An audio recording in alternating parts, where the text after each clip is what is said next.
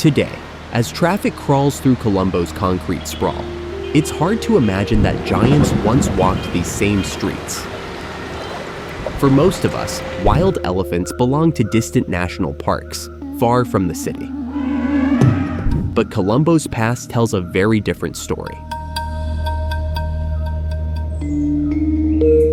For over 2,000 years, Sri Lankans lived alongside elephants, taming them, revering them, and weaving them into the very fabric of society. Ancient kings used elephants as symbols of power, engines of war, and tools of statecraft. As 17th century observer Robert Knox recorded, they were even used as executioners. Robert Knox, who was held captive in Sri Lanka during the 17th century, recorded that ancient kings employed female elephants as decoys to lure and capture wild male elephants. He further noted that these captured animals were confined in pounds or stockades, where they were kept until they were sufficiently tamed. Another method of elephant capture in ancient Sri Lanka was known as noosing, a perilous practice carried out by a highly skilled group called the Panikins. This technique involved closely tracking a wild elephant through the jungle and expertly slipping a noose around one of its hind legs, which was then firmly secured to a nearby tree.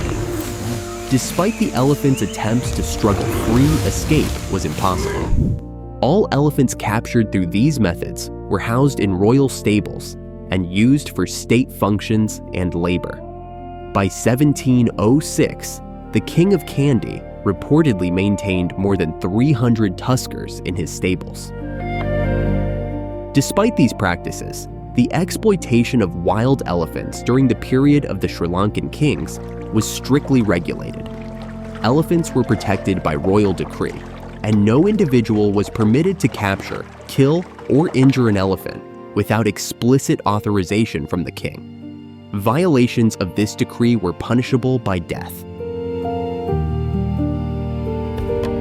Everything changed with the arrival of European powers. To the Portuguese and later the Dutch, the Sri Lankan elephant was a valuable commodity. A global trade emerged, and capture became industrialized. Traditional Sinhalese methods gave way to massive kraals, huge stockades designed to trap entire herds. Today, the locations of these kraals are the only clues we have to where elephants once roamed within and around Colombo. Colonial Colombo's sole recorded wild elephant sighting took place in 1751, when an elephant wandered into the Colombo Fort near Galle Face during Dutch rule. Most wild elephants in Sri Lanka are currently found in the dry lowlands, which cover approximately 60% of the island. Although the majority of protected areas are located within the dry zone, elephant ranges extend far beyond national parks. A national elephant census conducted in 2011 estimated the wild population at around 5,800 individuals. However, more recent surveys suggest that the number may now be closer to 7,000. In contrast, only 2 small elephant populations remain in Sri Lanka's southwestern wet zone, where the capital city of Colombo is located. Despite its present-day urbanization, this region was sparsely populated until the mid-18th century.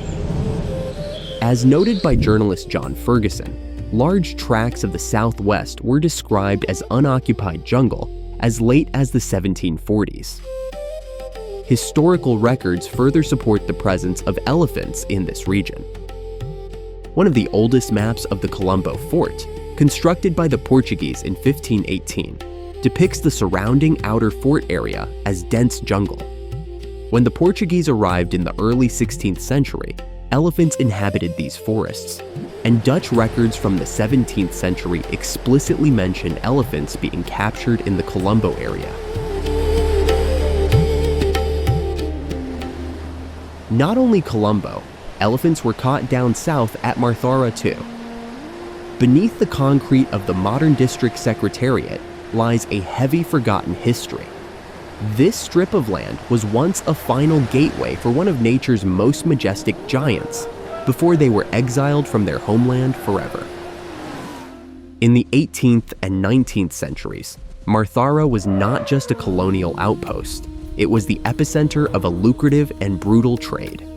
British Captain Robert Percival, writing in 1803, noted that the country here abounded with elephants, making it the primary hub for capture and exportation. The scale of this operation was staggering. In 1797 alone, 176 elephants were caught in one sweep.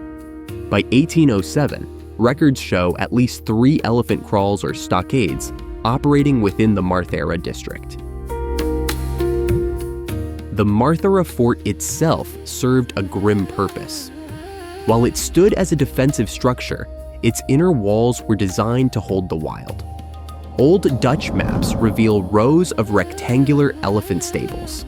In 1697, nearly 100 elephants were held here at once.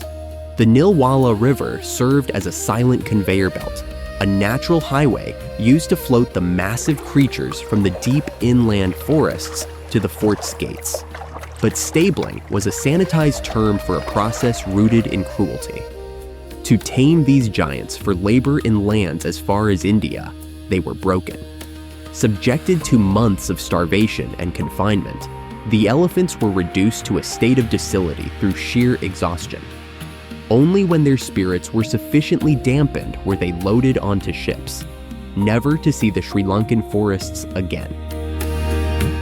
Eventually, the forests receded and the elephants vanished from Matara, or so it seemed. In 1993, the residents of Kamburupatia witnessed something impossible.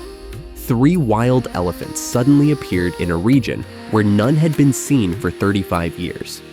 It was a haunting reminder of what biologists have long suspected. An elephant's memory is an ancestral map. Even after decades of absence, even after their forests have been replaced by stone, the elephants still remember the paths of their ancestors. They are the ghosts of Matara, returning to claim a landscape that was once entirely theirs. Another striking example of elephants returning to their home range comes from Trincomalee. In the 1950s, a lone female elephant was known to swim regularly between Sober Island and Austenburg Point, crossing at least a kilometer of the Trincomalee harbor, sometimes with her calf in tow. According to local accounts, she wasn't swimming in search of food. Instead, she was checking whether humans had vacated the harbor so she could signal her herd that it was safe to return. By the mid-19th century, the face of the Sri Lankan highlands began to change. Under British colonial rule, the ancient cloud forests, once the undisputed domain of the elephant, fell to the rhythmic swing of the axe. In their place rose an empire of coffee and tea. To the planters, the elephant was no longer a sacred giant, but a pest. While the Portuguese and Dutch had captured these beasts for labor, the British introduced a grimmer tradition, the hunt for sport. In the Central Highlands, the slaughter was systematic. What was once a sanctuary became a killing field. Today, at the windswept plateau of Horton Plains National Park, the silence is haunting. There are no elephants here, yet the land remembers. In 1882, the German zoologist Ernst Haeckel stood at the precipice of World's End and looked down upon a herd of 12 elephants grazing in the mist. By 1936, that grandeur had vanished. Only a single solitary elephant remained, a blind bull wandering the plains alone. Shortly after he was spotted, he disappeared. Many believe he was claimed by a poacher's bullet. In 1882, Ernst Haeckel made a notable observation while visiting Horton Plains, where he encountered wild elephants. He later documented this journey in his book, noting that Horton Plains was the only place where he saw wild elephants during his travels. At the time of his visit, the Nelu flower, a species within the genus Strobilanthes, was in full bloom. This was a rare event, as the plant flowers only once every 12 years, most recently in 2025. Haeckel claimed that the Nelu plant was a favorite food of elephants, describing how they would steadily consume the scrub, moving in a line with one closely following the other. Although the flowers bloomed again in 2025, the elephants were long gone. Today, Horton Plains no longer has wild elephants, yet not all is lost. But legends of the highland giants refuse to die. It is said the survivors fled, retreating into the dense, shadow-drenched forests of the Peak Wilderness near the sacred Sri Pada Mountain. Even now, unverified whispers of sightings persist. A small, resilient herd, perhaps 15 strong, is believed to still haunt the vicinity of the peak. Along with 2 lonely survivors in the Sinharaja rainforest, they represent the final stand of the elephant in Sri Lanka's wet zone. As the tea industry thrived and reshaped the landscape, the British continued their mastery over the wild. Through the brutal efficiency of the kraal, they didn't just clear the land, they captured the very spirit of the forest, driving a wedge between the island's people and its most iconic inhabitant. During the eras of Portuguese and Dutch rule, the European footprint on this island was a narrow one. They were masters of the coast, controlling the maritime fringes, while the wild interior remained a mystery. Yet, even within their reach, in the Colombo di Savani, known today as the Western Province, the giants of the forest still roamed. The hunt for the Sri Lankan elephant was a cornerstone of colonial commerce.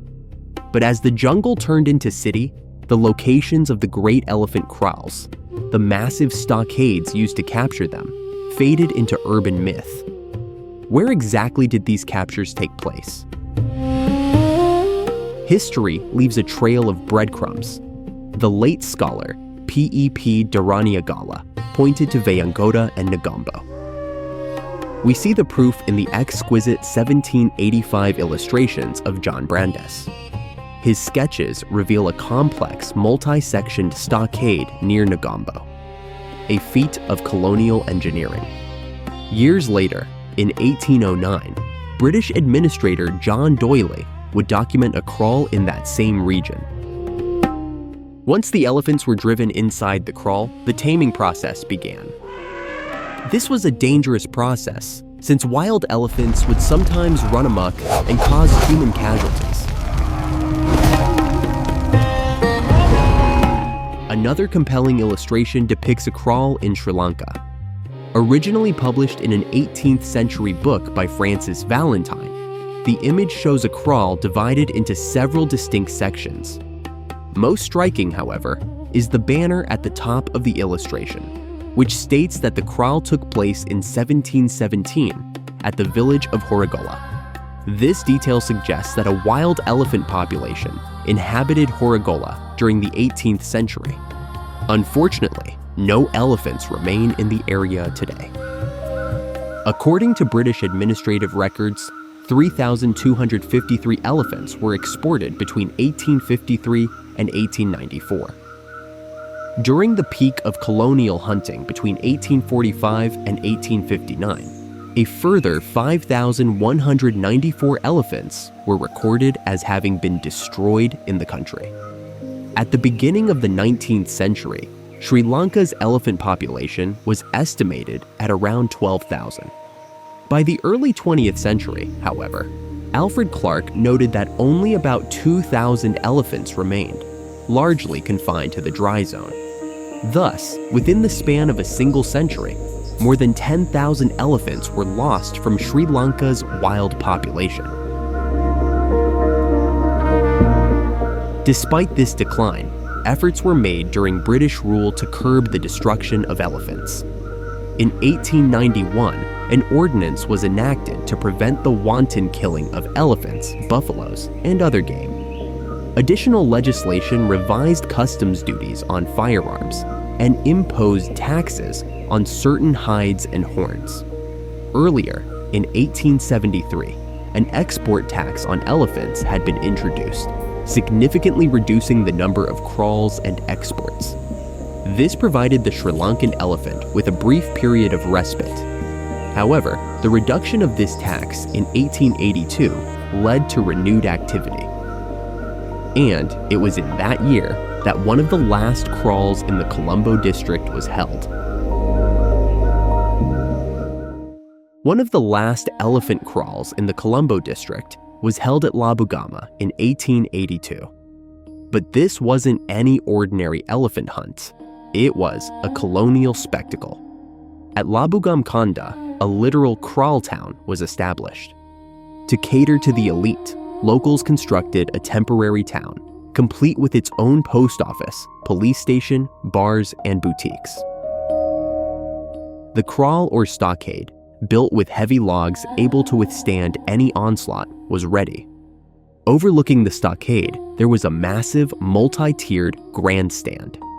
This was built for the eyes of European princes and the local aristocracy, a theater of power where nature is meant to be conquered for sport. Despite the grand preparations, the Labugama kraal was a disaster. The wild herds were elusive, and the European royalty, growing impatient, reportedly left in frustration. Only 12 elephants were caught, and the victory was hollow. Among the few captured, a tragedy unfolded. A mother elephant, her young calf clinging to her side, refused to submit. She did not fight, but simply collapsed and died. In a display of profound grief, the other elephants tried to nudge her back to life. This illustration, based on a real photograph, shows the exact moment. The real photograph, taken by William Skeen, is now with a private collector. Hence, these are the final portrayals of the Last Elephants of Colombo.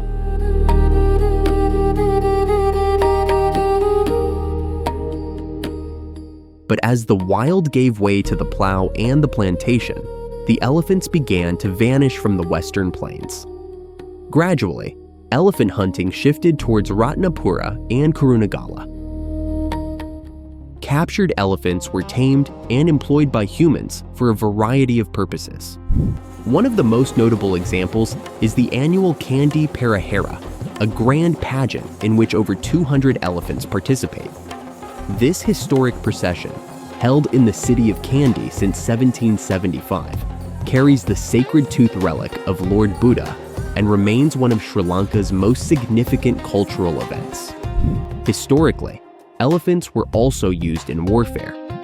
In 1586, during Portuguese control of the Colombo Fort, the King of Kandy led an army that included 2,200 elephants in an attempt to lay siege to the fort. However, the campaign ultimately failed. Additionally, a 12th century inscription discovered in Polonnaruwa reveals that ancient kings organized elephant fights as a form of entertainment for the nobility. During the colonial period, Dutch and British rulers exploited elephants primarily for physical labor, such as transporting timber. Some elephants were also captured and shipped overseas to European zoos. As a result of hunting and export during this era, the Sri Lankan elephant population began to decline sharply in the 18th century. Although the elephants of Colombo eventually disappeared, their stories have endured through history. In 1955, Galle made a startling claim. He stated that the very ground now occupied by the Royal Colombo Golf Club, formerly the Ridgeway Golf Links, once echoed with the trumpets of trapped elephants. He cited a Dutch map from 1730 as his evidence. Before it was a golfer's paradise, or even Charles Henry de Soyssa's Alfred Model Farm, Galle believed this was the site of the Great Colombo Kraal. It is a compelling story, repeated by researchers for decades. But the truth is slightly more elusive. While Galle was close, modern analysis suggests his sights were aimed just a fraction off target. The 1730 map does indeed hold the secret, but the kraal wasn't on the greens of the golf club. In our investigation for Last Elephants of Colombo, we have pinpointed the true coordinates. Can you guess the location? By 1950, the Sri Lankan kraal, a brutal tradition of trapping and breaking wild elephants, was nearing its end. But it took a single act of defiance to shatter the practice forever. At the Panamuri Stockade, a magnificent bull elephant refused to be subdued. He stood his ground against his captors, a symbol of unbroken spirit. Faced with his defiance, the organizers, including Speaker of the House Francis Molamure, ordered the animal shot. The kill triggered an unprecedented public outcry. The senseless slaughter at Panamuri moved the nation to such fury that the government was forced to ban elephant kraals across the island for good. History left a strange postscript to the tragedy. Just 6 months later, in 1951, Francis Molamure collapsed and died in his speaker's chair, passing away while presiding over the very parliament that would now protect the giants of the wild. By the dawn of the 20th century, Sri Lanka's southwestern forests were already beginning to fade. Once, these landscapes were cloaked in green. At the turn of the last century, nearly 70% of the island was covered in forest. But by 1956, that figure had fallen sharply, to just 44%. Today, it is lower still. In little more than a century and a half, Sri Lanka has lost nearly half of its forest cover. These forests were not just trees, they were home. For centuries, they formed vast, uninterrupted habitats for elephants. The jungles stretched unbroken across the land, allowing these great animals to roam freely in search of food, water, and seasonal refuge. But as human settlements expanded, the forests began to fragment. Roads, farms, and towns carved the wilderness into isolated patches. Ancient migratory routes were severed, and elephants were confined to shrinking forest islands, mostly in the dry lowlands. In the southwestern wet zone, places like Colombo, elephants disappeared altogether, silent witnesses to a landscape transformed.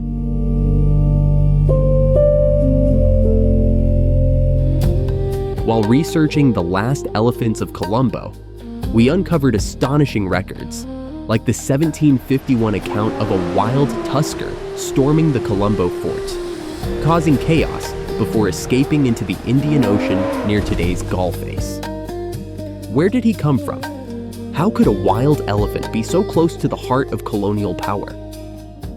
Today, the Colombo Fort area is a densely urbanized zone, with only a few scattered remnants of the original fort still visible. However, in 1751, the landscape and life within it was very different. At around 2 a.m., a wild elephant, notably a tusker, broke into the fort through the Rotterdam port side, located near today's Regal Theater roundabout. The elephant caused chaos for several hours before eventually escaping toward the sea near Galle Face. It was later rescued and brought safely back to shore.